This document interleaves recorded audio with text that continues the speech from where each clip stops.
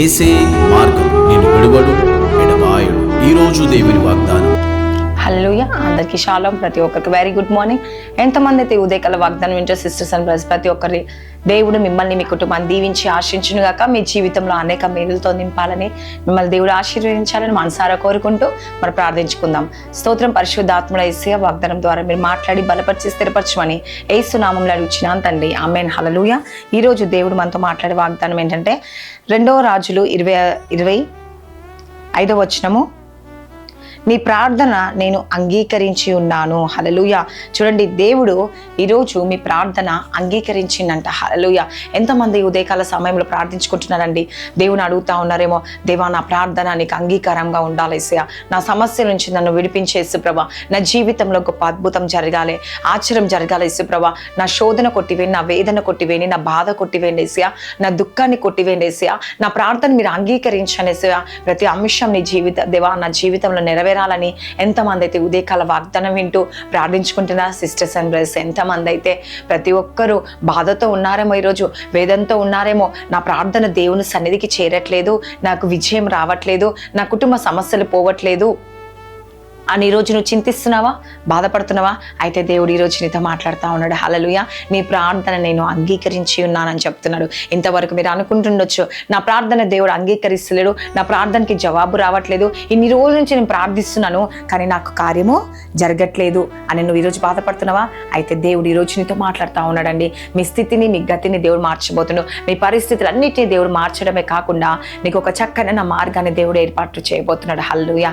ఎందుకంటే ఏమంటున్న దేవుడు, నీ ప్రార్థన నేను అంగీకరించి ఉన్నాను. హల్లెలూయా.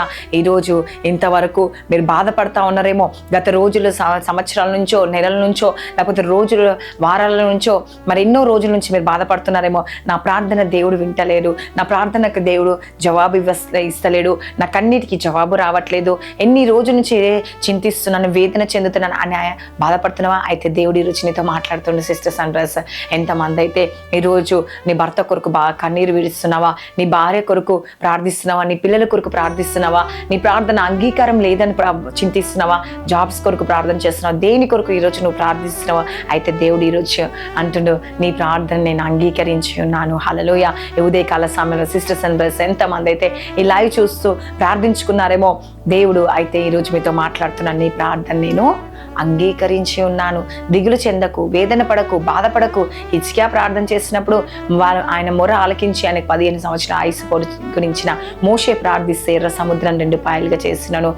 మరి యెహోషువ ప్రార్థిస్తే ఎరికో గోడలకు కూల్చివేసినాను. ఎటువంటి సమస్య వచ్చినా కూడా మరి వారి ప్రార్థనను విని అంగీకరించి జవాబునిచ్చినాను దేవుడు సెలవిస్తున్నాడు. ఈరోజు నీ ప్రార్థన విని దేవుడు నీ ప్రార్థన అంగీకరించి నీకు జవాబు ఇవ్వబోతుడు.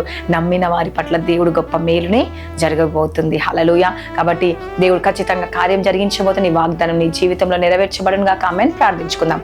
స్తోత్రం. పరిశుద్ధాత్ముడ యేసుప్రభా, ఎంతమంది అయితే ఈ ఉదయకాల వాగ్దానం వింటూ వారి కుటుంబం కొరకు, వారి జీవితం కొరకు ప్రార్థిస్తున్నారేమో యేసయ్య, వారిని మీరు జ్ఞాపకం చేసుకోండి.